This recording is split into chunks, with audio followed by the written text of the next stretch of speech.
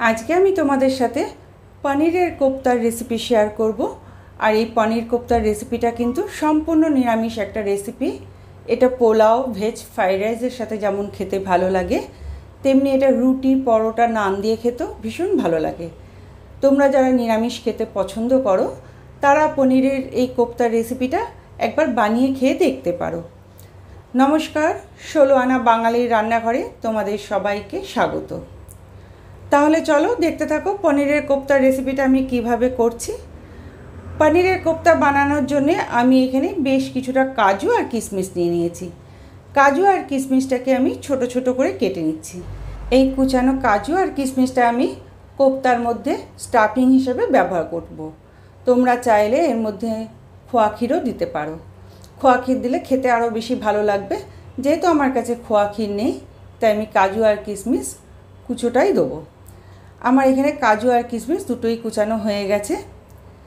ঠিক এইরকম ছোটো করেই কুচিয়ে নেবে। এখন চলো পনিরটাকে পেস্ট করে নেব। আমি এখানে 250 গ্রাম পনির নিয়ে নিয়েছি।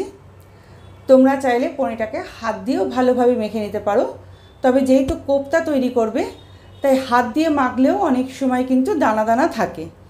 তাই আমি এইখানে পনিরটাকে ছোট ছোট করে টুকরো করে নিয়ে একটা মিক্সিং জারের মধ্যে নিয়ে নেব, দিয়ে পেস্ট করে নেব।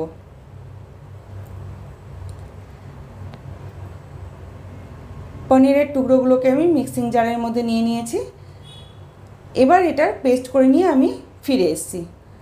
তবে একবারে পুরো পেস্ট আমার হয়নি, আমি কিন্তু দুবারে করেছি। দেখতেই পাচ্ছ ঠিক এই রকম মোলায়েম করে পেস্ট করতে হবে। পেস্ট করা হয়ে গেছে। এবার এর মধ্যে আমি একটা আলু সেদ্ধ দিচ্ছি। এখানে আমি একটা ছোট সাইজের আলু নিয়েছি। আলুটাকে হাত দিয়ে ভালোভাবে মেখে পনিরের মধ্যে দিয়ে দিলাম। এই আলুটা দেওয়ার ফলে কিন্তু কোপ্তাগুলো ভীষণই সফট হবে।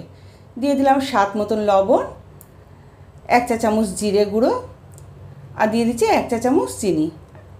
পনির কোপ্তার মধ্যে চিনিটা অবশ্যই দেবে, তাহলে কিন্তু স্বাদটা খুব ভালো লাগবে। আর এখানে আমি আর কোনো মশলা দেবো না। এবার হাত দিয়ে ভালোভাবে মেখে নিচ্ছি। তবে এখানে আমি 1 টেবিল চামচ মতন ময়দা দিয়েছি। সেই ভিডিও ক্লিপিংটা আমার ডিলিট হয়ে গেছে, তাই তোমাদের সাথে শেয়ার করতে পারলাম না। আমি মুখে বলে দিচ্ছি, অবশ্যই কিন্তু 1 টেবিল চামচ ময়দা দেবে। 250 গ্রাম পনির মধ্যে 1 টেবিল চামচ ময়দা অবশ্যই দেবে। এই ময়দাটা দেওয়ার ফলে কিন্তু বাইন্ডিংটা খুব ভালো হবে। আমার সব কিছু ভালোভাবে মাখা হয়ে গেছে। এবার হাত দিয়ে গোল করে নিয়ে একটা গর্ত করে নিলাম, যাতে আমি স্টাফিংটা দিতে পারি। এবার ওর মধ্যে কাজু আর কিশমিশ কুচিটা দিয়ে হাত দিয়ে এইভাবে চেপে চেপে বলটাকে বন্ধ করে দিতে হবে। দিয়ে ভালোভাবে এটাকে গোল করে ঘুরিয়ে নিতে হবে। দেখো কোপ্তাটা আমার তৈরি হয়ে গেছে। আমি তোমাদেরকে আরেকটাও তৈরি করে দেখাচ্ছি। হাতের মধ্যে প্রথমে গোল করে নেবে। তোমরা সবাই স্টাফিং যেভাবে পড়ো সেইভাবেই গর্ত করে নিয়ে মাঝখানে কাজু আর কিশমিশটা দিয়ে ভালো করে প্রথমে হাত দিয়ে চেপে চেপে বন্ধ করে দেবে, যাতে ভেতরে কোনো গ্যাপ না থাকে। ভেতরে যদি ফাঁকা থাকে তাহলে কোপ্তার বলগুলো যখন তেলে দিয়ে ভাজবে তখন কিন্তু ফেটে যাবে। তাই হাত দিয়ে চেপে প্রথমে বন্ধ করে এইভাবে গোল করে নেবে। সমস্ত পনিরের কোপ্তাগুলো আমার তৈরি হয়ে গেছে। এখন চলো এগুলোকে ভেজে নিই।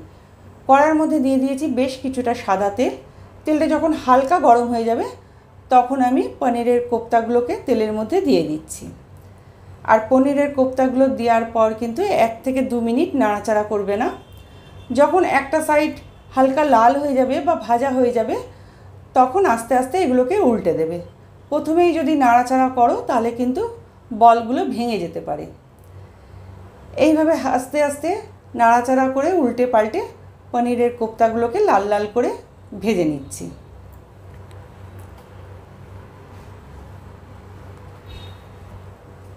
কোপ্তাগুলো আমার ভাজা হয়ে গেছে।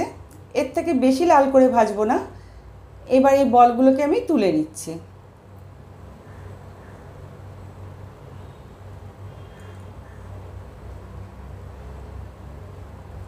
বলগুলো তুলে নেওয়ার পর একইভাবে আমি বাদবাকি যে কোপ্তাগুলো আছে সেগুলোকেও ভেজে নেব।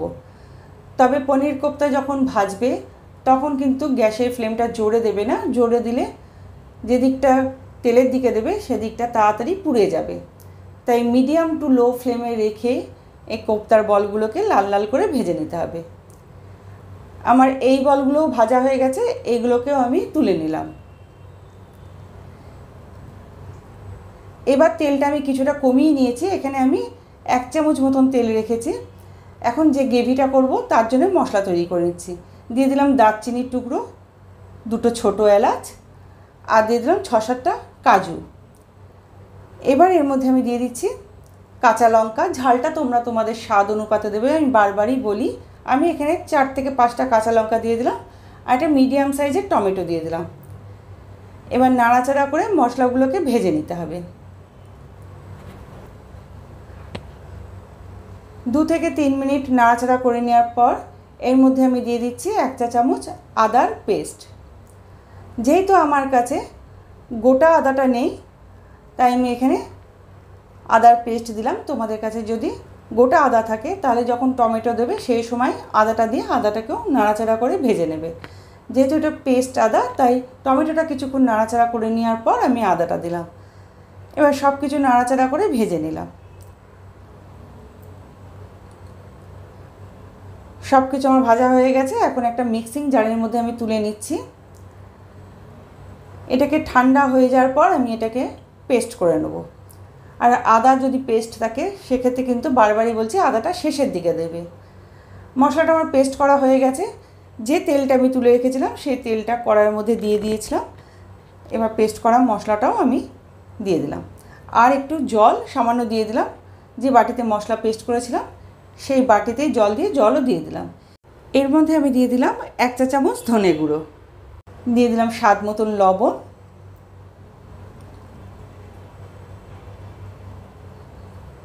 এক চা চামচ মতন চিনি দিয়ে দিলাম। তবে তোমরা যদি পছন্দ না করো এই সময় চিনিটাকে তোমরা স্কিপ করে যেতে পারো। এবার মশলাটাকে খুব ভালোভাবে আমি কষিয়ে নিচ্ছি। কিন্তু যেহেতু নিরামিষ রান্না একটু মিষ্টি মিষ্টি হলে ভালো লাগে, তাই আমি এখানে আবার একটু চিনি দিলাম। মশলাটাকে কষিয়ে নিতে হবে খুব ভালো করে। দেখো মশলাটা আমার ভালোভাবে কষানো হয়ে গেছে, মশলা থেকে তেলও ছেড়ে দিয়েছে। ঠিক এই পর্যায়ে এর মধ্যে আমি দিয়ে দিচ্ছি 1 কাপ দুধ। যেহেতু এটা মালাই পনির কোপ্তা কারি, তাই আমি এখানে দুধ দিলাম। আর 1/2 কাপ মতন ওই যে কাপে দুধ নিয়েছিলাম সেই কাপেরই মেপেই 1/2 কাপ জল দিয়ে দিলাম। এবার দুধের সাথে মশলাটাকে খুব ভালোভাবে মিশিয়ে নিলাম। লো টু মিডিয়াম ফ্লেমে এটাকে একটু ফুটিয়ে নেব। যখন এরকম ফুটে যাবে তখন এর মধ্যে আমি দিয়ে দিচ্ছি ভেজে রাখা কোপ্তার বলগুলো।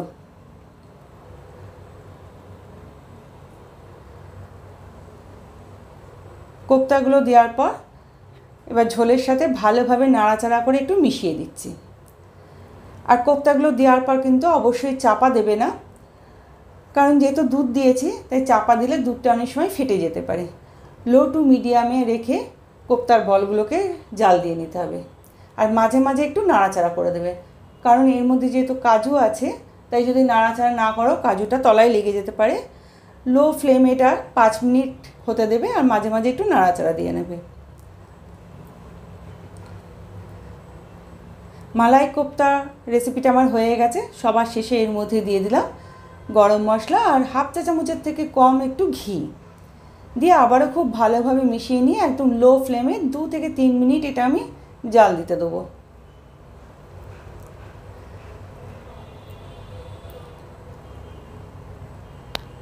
শুধু মাঝে মাঝে একটু নাড়িয়ে দেবে। 2 থেকে 3 মিনিট যখন জাল দেওয়া হয়ে যাবে তখন গ্যাসের ফ্লেমটাকে অফ করে দিয়ে 5 মিনিটের জন্য এটাকে চাপা দিয়ে দেবে, যাতে সমস্ত মশলার ফ্লেভারগুলো কোপ্তার মধ্যে ঢোকে। 5 মিনিট পর চাপাটা খুললাম। মালাই কোপ্তা কারি রেসিপিটা আমার হয়ে গেছে। আমার এই নিরামিষ কোপ্তার রেসিপিটা কিন্তু পোলাও, ভেজ ফ্রাইড রাইস, রুটি, পরোটার সাথে খেতে ভীষণই ভালো লাগে। যারা নিরামিষ খেতে পছন্দ করো তারা একবার বাড়িতে বানিয়ে খেয়ে দেখো, আশা করি তোমাদের ভালো লাগবে। আর ভালো লাগলে আমার রেসিপিটা একটু লাইক, কমেন্ট আর একটু শেয়ার করে দিও। যারা পুরনো বন্ধু আসছে তারা আমার পাশে থেকো, আর নতুন বন্ধুরা আমার চ্যানেলটাকে সাবস্ক্রাইব করে দিও, যাতে আমি নিত্য নতুন কোনো ভিডিও ছাড়লে তার নোটিফিকেশন তোমরা পেয়ে যাও। তার জন্য যে বেল আইকনটা আছে সেটাকে একটু টিপে দিও।